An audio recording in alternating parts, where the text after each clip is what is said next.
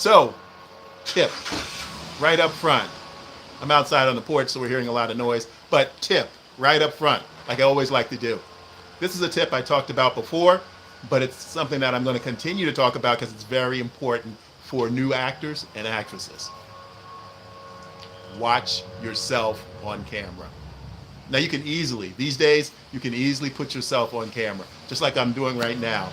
I talked about monologues before, but you can do a monologue right into your camera and watch it back to evaluate your own performance.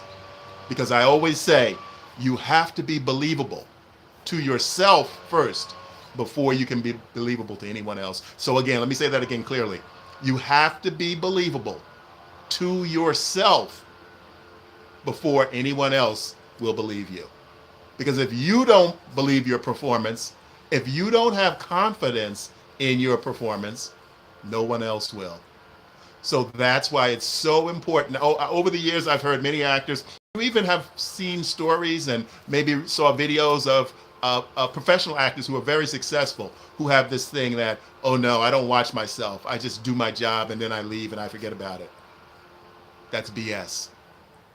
That is BS. They may not watch it for entertainment value, but every actor checks out a little bit of what they do once it's done.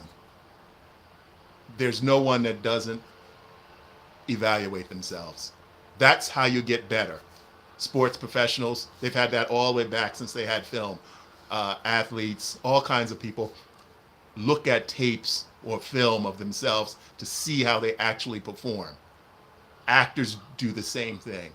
So don't believe the BS that actors say, I don't watch my films. Maybe they don't watch it for entertainment, but they do look at their performance. They might, I'm not saying they have to watch the whole film from beginning to end, but they do look at it to see how their performance came across. So you as a new actor, a new actress, you have your cell phone now. Film yourself delivering dialogue that you're confident with, dialogue that you've worked on, dialogue that you can really truly perform, and see if you think your performance is up to par. See if you believe your performance. Have other people who you value their opinion look at a short bit of some performance that you have confidence in, that you're doing this well. Have people look at it that will give you the truth, not just your mom where she says, oh yeah, you look great. You want other actors who maybe you value their opinion. You want people who, have nothing to do with entertainment business and you still value their opinion. You want to find out if people think you're believable. But first off, the very first person you have to convince is yourself. It helps you build your confidence. It helps you build your believability in yourself that you can do this. You have a dream of being an actor. You have a dream of being an actress. You have to be able to look at yourself objectively and say, is this good? Can I do better? Can I be more relaxed? Can I be more natural and human? The very first person you have to convince is yourself. And you have to believe in your own ability. You have to believe in your own talent.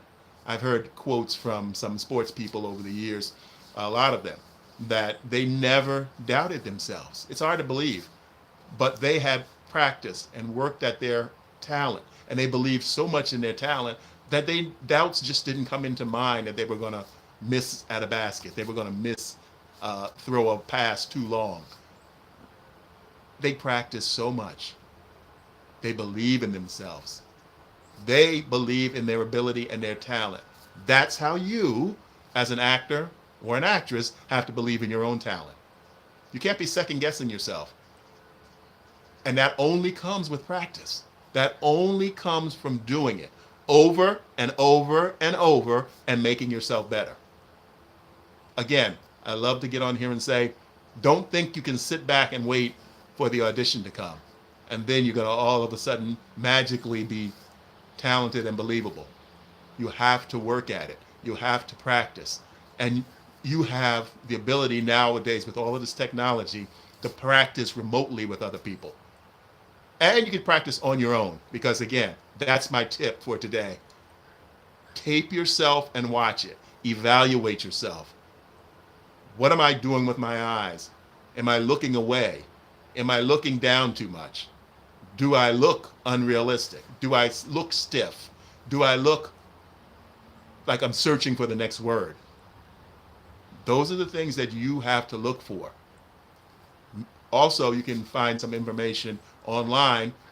Search up on Google how to evaluate your acting performance. You'll see a lot of stuff that's been written over the years.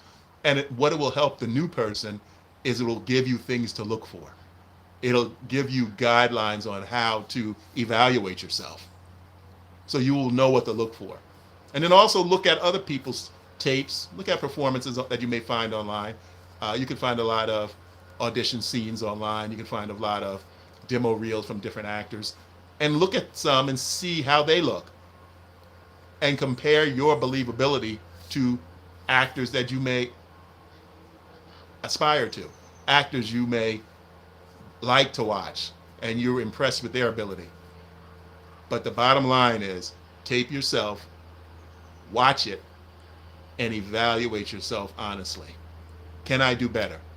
Can I be more relaxed? Can I be more believable? If I'm doing a scene where I'm upset, do I look like I'm going over the top? Do I look like I'm trying too hard? Try all different types of scenes and monologues that you can work on alone. And that will help you build your talent and make you more confident, because confidence is king in this business. Confidence is king.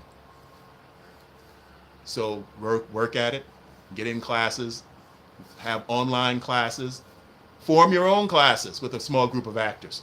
Meet at each other's homes.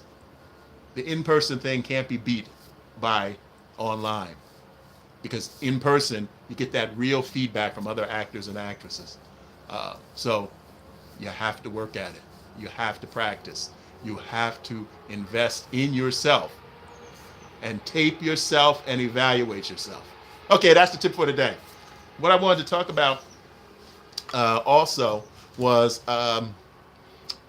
give you a little information about some audition. I just had an audition today. I want to recap the audition I did today for any people who might be interested. What happened was I woke up, checked my email, had an audition from my agent. It was for a commercial. No, excuse me. It's for a music video. Small little character in a music video. And supposed to be, they keep, whenever it's music videos, they keep the artists hidden, especially when it's a big name artist. So supposedly this is a big name artist, and they're looking for someone my age, my type, to play a role in the video. So they sent me some lines, and what I did was, I mentioned to you last week that I had made a big mistake for an audition I was working on for a network television show. And obviously I didn't get that. I didn't hear back from them. So that really reinforced in me, slow down when you're looking at the audition material. And this is for you guys. This is the mistake I made. I didn't read the full documentation they had sent me. I thought the audition sides were 1 page, but unfortunately they were 3. And a day later, I got a call back from my agent. Casting people saw my audition. They liked what they saw, but I didn't do the whole audition. And they asked my agent to contact me and tell me to send in the rest of the audition. So I was about to do it. I was out, but I was about to do it here on my cell phone because I had the material with me on my cell phone. But about 5 minutes later, before I even could get started, they called back and they just asked, they said, forget the audition, just send us his most current, have him send us his most current acting reel. So luckily for me, I was able to do that. I sent them my most current acting reel, but I didn't get the audition. And mostly probably was because I failed to follow the directions completely. I don't want you to make that same mistake. So today, when I got this new audition for this music video, I made sure I slowed down. I opened up, and this is what I normally do. I don't know what happened last time. I still can't figure it out, but I have to let it go. So what I did today was I opened up the audition material and I looked at everything slowly and I read it clearly. I forced myself to slow down, read everything, see what they want. And normally what I do is I take the content out of the email and I put it in a separate Word document so that I can move it around and manipulate it and highlight what's important to me. So I did that today, and everything went fine. The audition went well. They wanted a slate, which is a slate. When they ask for a slate, what a slate is, it's a separate video. And all it is this. Hi, my name is James I'm a SAG actor. I live here in California. Yes, I'm available for all your shooting dates. And thank you for calling me in. So that's a slate. That's a separate video file that you usually turn in when you're doing an audition. And then the audition itself is a separate file. Now, sometimes they want it in separate files because the casting people can have the ability to manipulate it, because some producers and some directors want it all together. So the casting people can edit it together, or they can keep it separate, because sometimes the producers or the directors don't like to see the slate because they already have your name and your information digitally from the casting site that comes from your agent. So some like to see it, some don't. So that's why they make it available in two different forms for them. So they could just, if they want to see the slate, they can see the slate. And if they want to not, then they just see the audition. So then the audition is a separate video file. So I did the audition. They wanted, it was one line, and they wanted 2 takes. So I had to decipher it clearly to make sure I didn't make a mistake this time. They wanted the first take to be normal, professional business. And then they wanted the second take to be like, you don't care. You don't care about the client, and you really don't want to be doing this job. You're like a rundown employee. You really don't care. So I did, and they wanted, and within those 2 different takes, they wanted 3 versions. So at first I was thrown. I thought they wanted 2 takes, and then they wanted you to do your own 3rd version. But then when I looked at it closely, because this time I slowed down and I looked at the audition material closely, and then I realized that they only wanted 2 takes, but within those 2 takes, they wanted 3 variations. So take 1, they wanted 3 different takes. Take 2, they wanted 3 different takes. So that's why you have to read this information real clearly and closely. Now I know that, but everybody makes mistakes, even me. Unfortunately, I have to admit it. Everybody makes mistakes, and I make a lot of them. But when it comes to these auditions, again, I'm a character actor. I've been a character actor for over 35 years, and I shouldn't be making these mistakes. But things happen. But that's why I'm sharing it with you, so you don't make the same mistake I did. And each audition, the material you get is different. So there might be slight differences. And now I'm noticing, what I've been noticing in the past 6 months is that when each casting person is kind of asking for stuff their own way. So you have to make sure you take the time and you give it to them the way they want it. I mean, each casting person who's hired by a producer who's doing a television show or a commercial, there might be slight variations in what they want the actors to submit. So you have to make sure you follow those instructions, because that's the worst thing. You want to stay in the running. You're in the running because they called you in the first place, but if you don't follow the directions, they're going to kick you right out like they did me. There might be other reasons I didn't get that show. It's for, again, I said it was for a national network television series of a long-running doctor series, one of those hospital series. And the only reason I'm not saying the name is because they ask you not to. And I don't want to get on anybody's bad list. That's here in Hollywood. You don't want to get on the bad list where here's an actor that doesn't keep our castings private like we ask them. And they don't want you to put it on any social media. So I never do. That's just the standard operating procedure. If you're going to be a professional actor, they don't want their casting out on social media before they can even shoot the show. It's their personal material, and they're sending it to you because they're considering hiring you to be one of the actors on their show. So you got to follow the rules. That's how this business is. It's a professional business. Excuse me. So I don't say the show, but and also what I think too, as it was supposed to be an older guy my age, but looks much more sickly. Now maybe I'm just tricking my own self. But I think they wanted somebody that looks a little bit thinner, a little bit sicker than I do. I'm aging, unfortunately, but I think I know exactly the type of character they were looking for. So I'm trying to console myself by saying this. Maybe I wasn't exactly right. Maybe I wasn't old enough. Maybe I didn't look sick enough. But the real reason was I didn't follow the directions. I didn't follow the casting directions. And I forgot to do the last 2 pages of the audition scene. And so that won't happen to me again. I learn from my mistakes. And that's what I want you to do. I want you to learn from my mistakes. That's why I'm here giving you the truth. I still make mistakes. You know, I've been in this business 35 years, and sometimes I'm rushing. You know, you think, oh, I've done this so long, I don't have to read all this. I know what they want.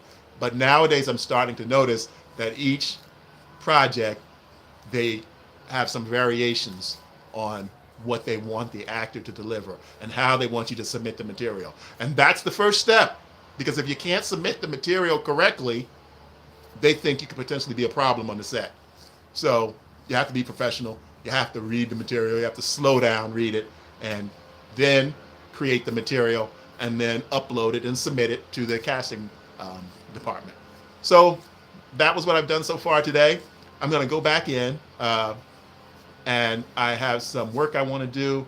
And then the commercial that I was cast in, I have a fitting today. So they want me to come down to one of the studios on Sunset Gower and go to the wardrobe department and get fit for this commercial I'm going to shoot. And they still haven't had the exact day. It's going to be this week. So it's either going to be Wednesday, Thursday, or Friday, or I think they even said on a weekend day. But anyway, today is the fitting day. So I go down to Sunset Gower and studio, and I go in and I'm fit for my wardrobe. And then I go whatever day the shoot is. Now, that's another little thing I want to say before I drop off, is that a lot of times commercials and even some films, when you're a day player, unfortunately you have to play it by ear. They will give you a range of days, and they will ask you in advance, are you available for these 4 days next week? Because we don't know exactly when we're going to need you, but are you available for these 4 days? And you have to be available. You can't say, oh, I have to work this day and that day, and then you're not available for their schedule. You, as a character actor, you always have to be available for their days. And if they give you a range of days, then that means you agree to drop whatever you're doing and be there when they need you. And that's part of the business. That's part of the business. When you get bigger, if you ever get bigger, you will be able to say, oh, I can't shoot this month, I'm on another project, or I can't shoot this week, and they will make those arrangements for you. But character actors like myself, they want you to be available for their schedule, and that's part of the business. So I'm always making myself available when I'm cast. And if I look at the schedule, they give you the schedule range, and that's a range of dates. And if you look at it and you do have something that you really can't get out of, you know, maybe you have surgery, or maybe you have your brother's wedding, and you look at it, then do the professional thing and tell them, no, unfortunately, I'm not available for these dates. You know, I'm attending my brother's wedding on the other side of the country. So be professional, tell the truth, don't try to fudge it and hope for the best, because you don't want to mess up their schedule, and you don't want to get a bad reputation in this business, because you will embarrass your agent, your manager, and you will definitely embarrass the casting director, and they'll never call you in again. They'll put you on the list of, you know, not available after they said they were going to be available. So make sure that if you say you're available for a range of dates, which is what they usually ask for, like I have a 4-day range of when they're going to do the fitting and do the audition shoot. So I was available. So I said yes. And then I keep myself available. I don't book anything else within that range of dates. So thanks a lot for watching. Remember that tip about taping yourself, watching it, evaluating your performance, and making yourself better. Again, that tip is, if you don't believe your performance, nobody else will. I'll see you in the next, losing my voice. I'll see you in the next one.